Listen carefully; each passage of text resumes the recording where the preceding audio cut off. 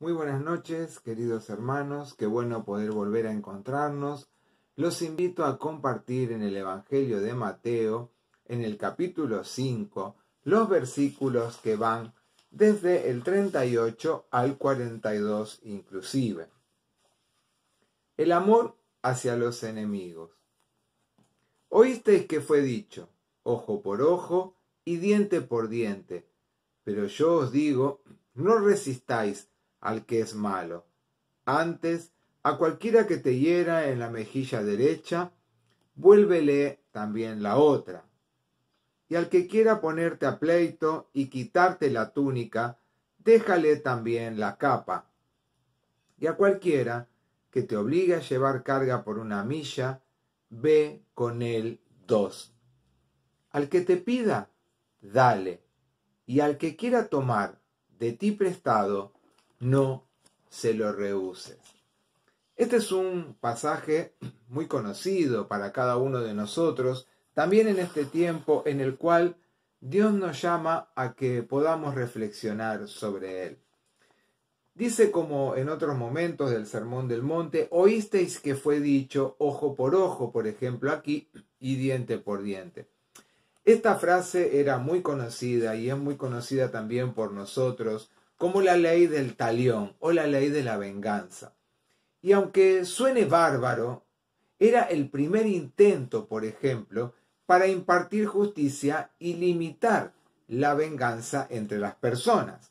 Una persona, por ejemplo, que sufrió un daño, bajo esta ley podía buscar venganza contra quien le había hecho un mal, sin importar la condición social, porque prestemos mucha atención en este tema, el tema de que las condiciones sociales marcaban muchas veces la diferencia, no solamente en lo económico, sino en el poder de poder limitar a la otra persona sobre cualquier tipo de situación.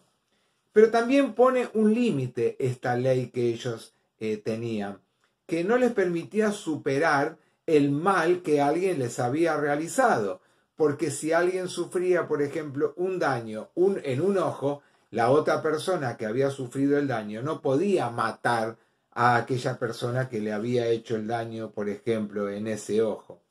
Era un intento esta ley de regular, de civilizar el proceso de reparación de heridas que había entre personas. Esta ley, aunque a nosotros nos cueste mucho digerirla, es uno de los primeros sistemas legales que hubo en la historia de la humanidad. Por ejemplo, el rey babilónico Hammurabi codificó una serie de leyes en el siglo XVIII a.C. y las preservó, las hizo escribir en un pilar de piedra.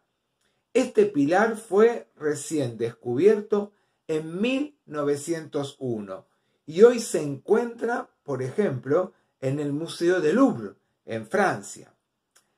La ley del talión se practicó mucho tiempo antes de que Hammurabi lo mandara a tallar en la piedra. El Antiguo Testamento, por ejemplo, incorpora esta ley declarando en algunos pasajes, por ejemplo, como en el libro de Éxodo, vida por vida, ojo por ojo, diente por diente, mano por mano, pie por pie, quemadura por quemadura, herida por herida, golpe por golpe y fractura por fractura. Pasado el tiempo, la práctica de este tipo de ley se fue modificando en Israel, permitiendo, por ejemplo, que la persona herida recibiera dinero en lugar de herir al culpable, a aquel que le había provocado alguna herida. ¿Y esto qué es lo que permitió? Que la civilización humana progresara en su forma de establecer leyes y en su forma de contrarrestar aquel daño que a alguien le habían hecho. Por eso es tan importante pensar que en el reino de Dios el mal no tiene lugar. El el mal no tiene lugar en el plan de Dios. Por eso nosotros vemos hoy, por ejemplo, cuando Jesús dice, mas yo os digo, no resistáis al mal. Esta afirmación de Jesús lo ubicaría, por ejemplo, en contra de los fanáticos judíos que deseaban la expulsión a la fuerza de los romanos, que eran quienes los oprimían. No significa, lo que dijo Jesús, que debemos permitir que el mal triunfe en nuestras comunidades, en nuestras vidas, sino a no utilizar esta ley como una práctica constante en cada una de nuestras vidas. Somos llamados a no buscar pleitos para resolver problemas, pues la venganza no tiene lugar en el reino de Dios. Vieron que hay personas que son muy proclives a generar pleitos, juicios, demandas. A Dios no le gusta todo ese tipo de cosas. Dios no quiere que estemos preocupados en generar aquellas cosas que puedan causar más división o violencia o problema. Dios quiere acercar, unir a todos los seres humanos. Y por eso en el plan de Dios no hay lugar para el mal. Veamos, por ejemplo, 4 ejemplos que nombra Jesús aquí en este pasaje. Dice, antes a cualquiera que te hiere en tu mejilla derecha, ponle también la otra. Tenemos que entender este pasaje y lo que está diciendo Jesús. Dice, antes, aquel que te hiere en tu mejilla derecha, ponle también la otra. Ser herido en la mejilla derecha era más grave que ser herido en la mejilla izquierda. Ser herido en la mejilla derecha significaba que el que lo golpeó utilizó su mano izquierda. Y esto se consideraba un insulto muy serio para el pueblo judío. Recibir una fuerte cachetada también provoca adrenalina, provoca nerviosismo, incita a la otra persona a devolverle a aquel que le pegó el cachetazo o la trompada. Quizás nos ha tocado en alguna circunstancia convivir con esto. Es muy proclive que cuando éramos más chicos o más jóvenes, o a veces lo vemos en personas mayores, en personas grandes, que se agarran, como dicen los chicos, a las piñas, a los cachetazos, a los bollos. Lejos, Dios espera eso de cada uno de nosotros. Es difícil imaginar que un ser humano, como dije antes, reciba una bofetada y que éste no responda. Pero Jesús pide algo claramente, que vayamos en contra de nuestro instinto natural, por mantener nuestro honor.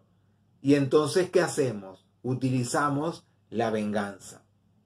Aunque pareciera muchas veces ante esas situaciones que nos veamos vulnerables, la intención de Jesús es mostrar los valores que Dios quiere colocar en cada uno de sus hijos y no seguir el plan de aquel que golpea para generar violencia.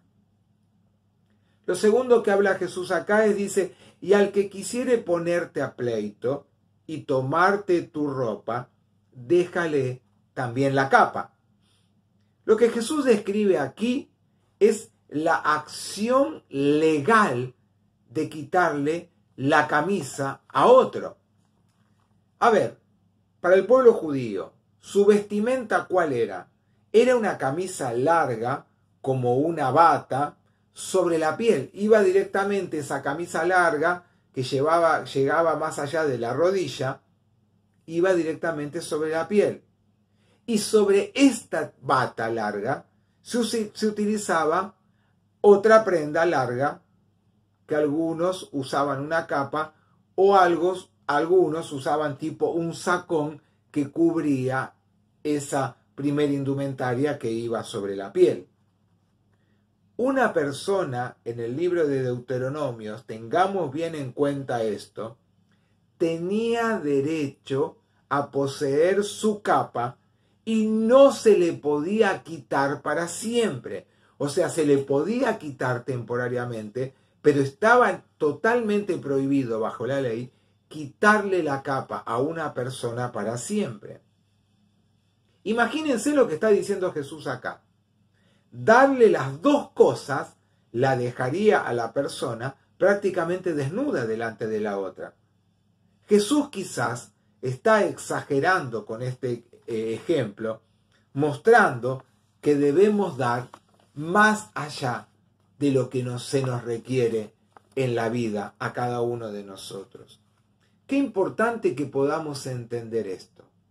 A veces nosotros le damos a Dios de nuestro tiempo, de nuestras acciones, de nuestros gestos, como si fuera a cuentagota. Nuestra vida se la damos a Dios como diciendo, a ver, como un gotero, voy probando y saco una gotita y la tiro adentro del vaso que es Dios. Como que le voy devolviendo de a poco. Dios no espera de nosotros eso, sino que hagamos el esfuerzo de dar más allá de lo que nosotros estamos capacitados a dar, o de lo que pensamos que tenemos capacidad de dar. Dios espera de nosotros un paso más en el servicio, en el acompañamiento, en el brindarnos hacia aquellos que Dios ha colocado al lado nuestro. Lo tercero que dice Jesús, dice, y a cualquiera que te cargare por una milla, ve con él 2.